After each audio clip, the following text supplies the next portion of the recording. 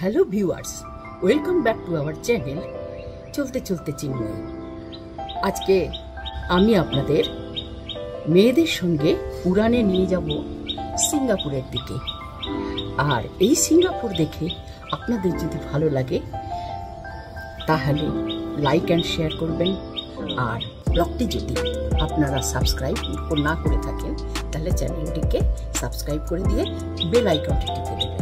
এখন আপনাদের আমি এর আগের এপিসোডে দেখিয়েছি যে কিভাবে বিভিন্ন প্রতিবন্ধকতা দূর করে নিয়ে কিভাবে বিদেশে আসতে হয় এবং বিশেষ করে সিঙ্গাপুরে আসতে হয়। এখন আমি আপনাদের এই যে সিঙ্গাপুর এর ইতিহাস সম্বন্ধে একটু আপনাদের জানাবো। সিঙ্গাপুরটা হচ্ছে একটা ছোট্ট আইল্যান্ডের মতো, অনেকগুলো আইল্যান্ড মিলে হয়, তার মধ্যে একটা বড় আইল্যান্ড আছে, সেটাকে মেনলি সিঙ্গাপুর বলা হয়। আর 64টা আর্টিফিশিয়াল দ্বীপ এবং প্রাকৃতিক দ্বীপ মিলিয়ে এই সিঙ্গাপুর দেশটা। এটা এতই ছোট একটা দেশ যে আপনি যদি পৃথিবীর মানচিত্র দেখতে যান তাহলে একে কোথাও খুঁজে পাবেন না। এটা আমাদের দিল্লি যে রাজধানী তার চেয়ে অর্ধেক। এখন এই মালয়েশিয়া যে একদম সর্বদক্ষিণে এইটা অবস্থিত, আর এর চালাবার মতো না আছে কোনো রিসোর্সেস, না আছে কোনো চাষবাস। সুতরাং এইখানে যদি শুধু দেশের ভরসায় করে খাওয়ার মতো ব্যবস্থা হতো তাহলে এরা কিছুই করে খেতে পারতো না। এই দেশটা হচ্ছে আপনার মাত্র 710 স্কোয়ার কিলোমিটার আর কি এর এরিয়া। এই এরিয়ার মধ্যে এখানে প্রায় 5 মিলিয়ন লোকজন বাস করে। এর জনগণের ঘনত্ব হচ্ছে 7000 পার স্কোয়ার কিলোমিটার। ভারতবর্ষে সর্বাধিক, সারা বিশ্বের মধ্যে সর্বাধিক জনতা সেইখানে মাত্র 430 জন পার স্কোয়ার কিলোমিটার বাস করে। আর তাহলে ওইখানে জনঘনত্বটা এখন বুঝুন। এটা কিন্তু বহু আগে থেকেই ছিল, মানে প্রথমে মালয় রাজাদের অধীনে ছিল। এটাকে আগে তেমাসিক দ্বীপ বলা হতো। মালয় রাজা পশু শিকারের জন্য একদিন এই তেমাসিকে এসে পশু শিকার করতে গিয়ে একটা উৎকট জীবের সন্ধান পেলেন। সেটা কি জানেন? সেটা হচ্ছে সিংহ। সেটা দেখে রাজার খুব ভালো লাগলো। তিনি এই সিংহটিকে দিয়ে এই রাজ্যটির নাম রাখলেন সিংহপুর। সেটা উচ্চারণ করতে না পারায় ঔপনিবেশিক ব্রিটিশদের মুখে হয়ে গেল সিঙ্গাপুর। সেই সিঙ্গাপুরে কিন্তু নিজস্ব কোনো রিসোর্স ছিল না। ডাচ, পর্তুগিজ, ব্রিটিশ এই সমস্ত লোকেরা এসে এখানে একটা কলোনি বানিয়ে ঔপনিবেশিকতা সৃষ্টি করেছিল। কেন না, এইটা হচ্ছে একটা ভৌগোলিক একটা এমন অবস্থান ছিল তখনকার দিনে যাতে কিনা এক দেশ থেকে আর এক দেশে শর্টেস্ট রুটে যাওয়ার জন্য এটাই একমাত্র পথ ছিল। এবং এই পথে যেতে যেতে বিশ্রাম করা বা জাহাজ তৈরি করা বা যে কোনো একটা ব্যাপারে এই জায়গাটাকেই সবচেয়ে ভালো জায়গা বলে লোকে গ্রাহ্য করত এবং এখানে লোকে ডক তৈরি করবার জন্য ব্যস্ত হয়ে পড়তো। এইভাবে ডাচেরা এসেছে, ডাচেদের হটিয়ে পর্তুগিজরা এসেছে, পর্তুগিজদের হটিয়ে ব্রিটিশরা একদম পুরো দ্বীপটাকে লিজ নিয়ে কায়েম করে ফেলল। এই ব্রিটিশ বা ডাচেরা বা যারাই হোক চীন দেশ থেকে লেবার এনে এখানে বসালো। যারা এখানকার অধিবাসী সেই হিমালয়ানরা তো এখানে ছিলই। আর হচ্ছে ইন্ডিয়া থেকে, সাউথ ইন্ডিয়া থেকে বহু সাউথ ইন্ডিয়ানকে এখানে এনে উপনিবেশটাকে তাদের ডক তৈরির কাজে, তাদের লেবারের কাজে, তাদের সমস্ত কিছু নিকেশের কাজে তাদেরকে অ্যাপয়েন্ট করলো। তাছাড়া ইউরেশিয়ার কিছু লোককে এইখানে বিভিন্ন কাজে অ্যাপয়েন্ট করলো, যার ফলে এইখানে নিজস্ব অধিবাসী বলতে কিছুটা মালয়েশিয়ানরা ছিল আর বাকি সমস্ত বিদেশি লোকেরা এসে তারা এখানে ব্রিটিশদের বা তার আগে পর্তুগিজ এই সমস্ত জাতির সেবা করতে, তাদের পয়সা ইনকাম করার পথে এরা সাহায্য করত।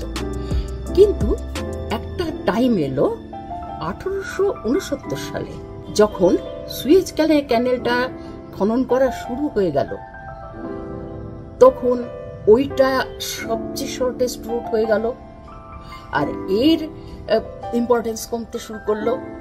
এবার 1914 সালে সুয়েজ ক্যানেলটা ওপেন হয়ে গেল, তখন সমস্ত জাহাজিরা ওই সুয়েজ ক্যানেল দিয়ে পার হয়ে চলে যেতে শুরু করলো। এখন ভাবুন, এত বড় একটা ডক, এত বড় একটা যাবার পথের ইম্পর্টেন্স, সেইটা পুরো নষ্ট হতে শুরু করলো। ব্রিটিশদের বা ওলান্দাজদের বা ডাচদের সব পয়সা মানানো বন্ধ হয়ে গেল। তখন তারা কি করলো, এইখান থেকে বিজনেস তুলে দেশে চলে যাওয়ার জন্য ঠিক করলো। যখন কিনা এইখানকার যারা 2 পুরুষ 3 পুরুষ ধরে থাকলে, সে চাইনিজই হোক আর সাউথ ইন্ডিয়ানই হোক আর মালয়েশিয়ানই হোক, তারা তো এখানকার অধিবাসী হয়ে গেছে অলরেডি, তারা আর দেশে ফিরে যেতে পারবে না। যখন এই বিজনেস তুলে নিল, তাদের মাইনে চলে গেল, তাদের চাকরি চলে গেল, তখন তারা একটা রুটি জোগাড় করার জন্য তাদের কালকাম ছুটে যেত।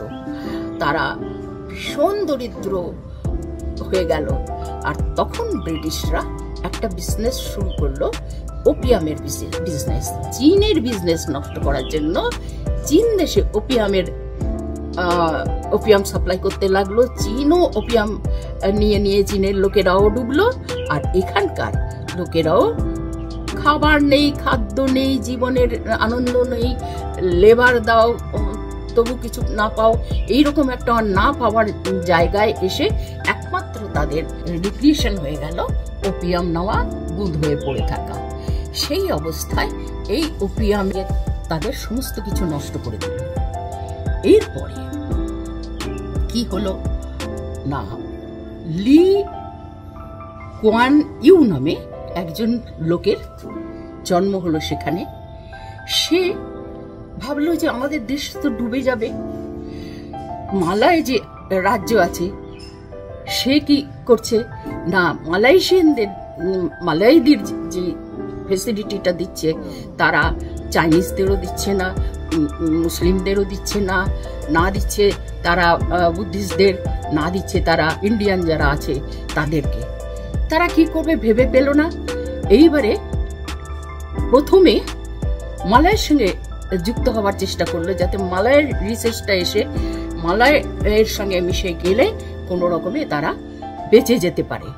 কিন্তু মালয় মানে সিঙ্গাপুর এমন একটা রাষ্ট্র যেটা কিনা না চাইতেই স্বাধীন হয়ে গেল।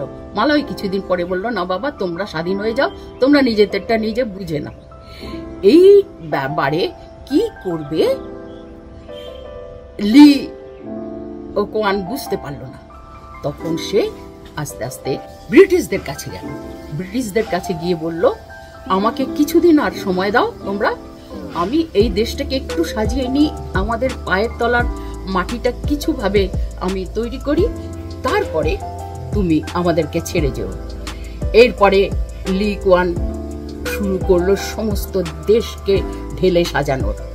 বিভিন্ন এখানে জানলো যে আমার রিসোর্স নেই, আমার কয়লা নেই, আমার তেল নেই, আমার চাষবাসের ব্যবস্থা নেই, আমাকে তাহলে বাইরের কান্ট্রি থেকে সমস্ত কিছু চেয়ে আনতে হবে। সে প্রথমে শুরু করলো বিজনেসের ব্যাপার। বিজনেস এসে বাইরে থেকে বিজনেস ম্যানদের এনে ওখানে বসিয়ে দিল। তারপরে বিভিন্ন ব্যাংকে এনে রিকোয়েস্ট করে করে করে করে বহু বছরে বসালো। তারপরে দেশটাকে ঢেলে সাজালো একদম টুরিস্ট স্পট হিসেবে।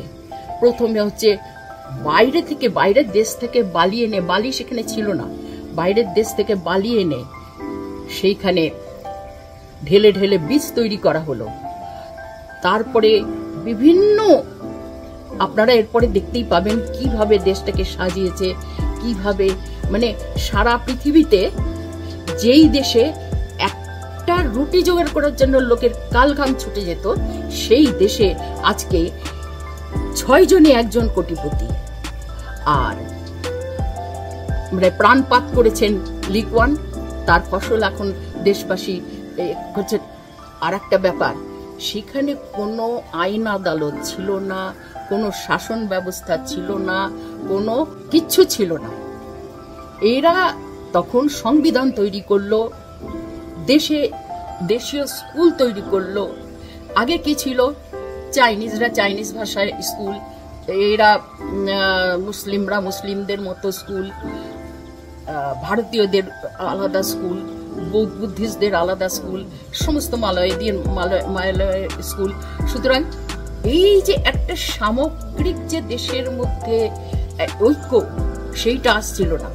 ফলে লি কুয়ান কি করলো না, সমগ্র দেশটাকে এক জায়গায় করে একটা শিক্ষা ব্যবস্থার মধ্যে আনলো, নিজস্ব শিক্ষা ব্যবস্থা দিয়ে এই দেশটার প্রতি ভক্তি জাগিয়ে তুললো সমস্ত শিশুদের মধ্যে, এবং অনিষ্ট করে তো দেশের লোককে তৈরি করলো, ওপিয়ামের নেশা ছাড়িয়ে দিল, সমস্ত মানুষকে এত সৎভাবে তৈরি করেছে।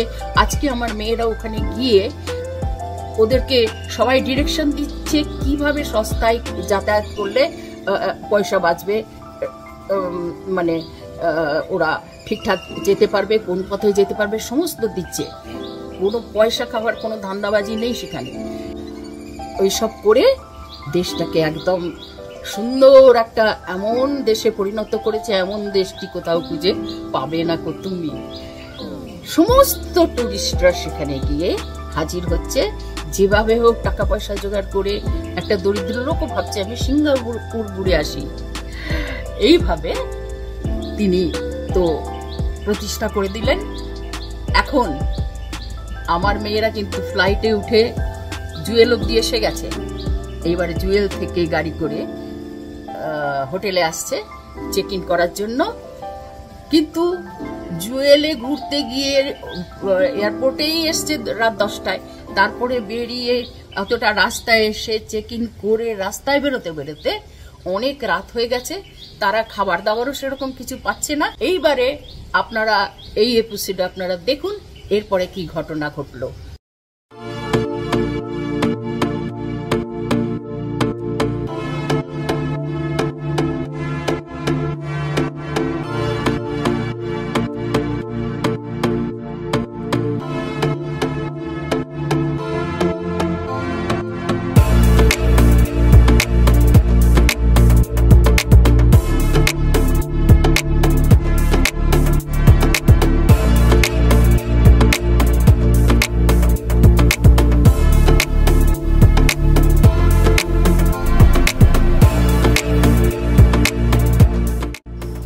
হোটেলে চেক ইন করে লাগেজ রেখে এবার আমরা এগিয়ে চলেছি রবার্টসন কিয়ের দিকে কিছু খাবারের খোঁজে।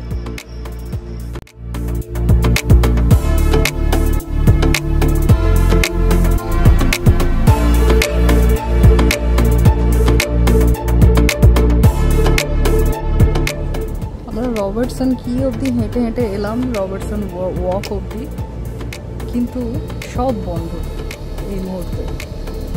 কিছু পাওয়া গেল না। একটা 7-11 থেকে কোনো রকমে কিছু স্যান্ডউইচ কিনে খেলাম। এখন এই অরেঞ্জ জুস মেশিনটার সামনে আমরা এসে বসে আছি।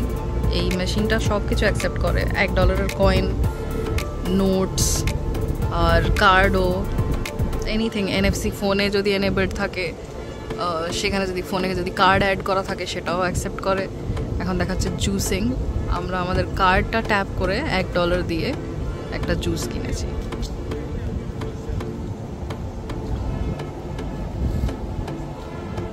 এটা রবার্টসন ওয়াক। এখান থেকে রিভার ক্রুজেস যায়।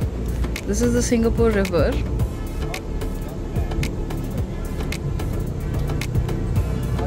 আমরা এখন রাত্রিবেলা হেঁটে হেঁটে হোটেল থেকে এত দূর এসেছি, আবার আমরা এখন ফেরত যাব। এই আমাদের সেই জুস মেশিন, যেখান থেকে আমাদের জুস খাওয়া হলো।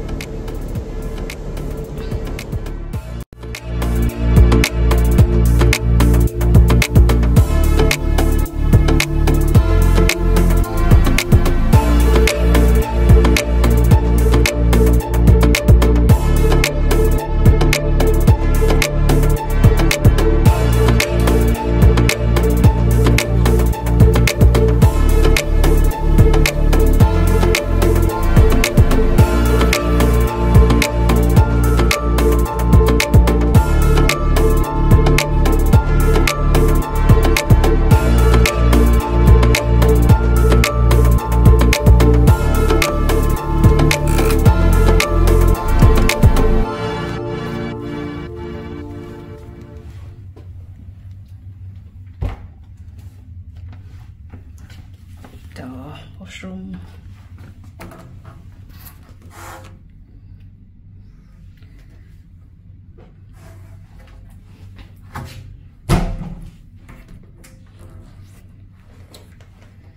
আর দরজার পেছনে এখানে শাওয়ার,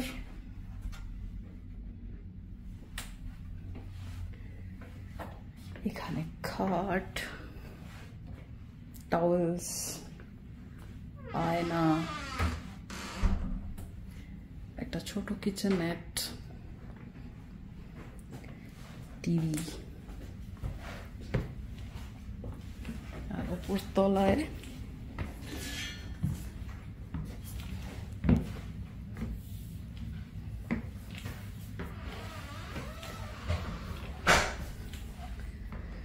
একটা ছোট ওয়ার্ক স্পেস, আর সাথে একটা ছোটখাটো বেড। এখান থেকে ভিউ ভীষণ ভালো দেখতে, দিনের বেলা দেখাবো। এরপরের এপিসোডে আপনাদের নিয়ে যাব Fort Canning Park, Little India আর Clarke Quay, hotel studio M এর আরও অনেক ডিটেলস এবং রবার্টসন কি এর মন্ডোমিও রেস্টুরেন্টে ব্রাঞ্চও দেখাবো। পরের এপিসোডটা মিস করবেন না যেন।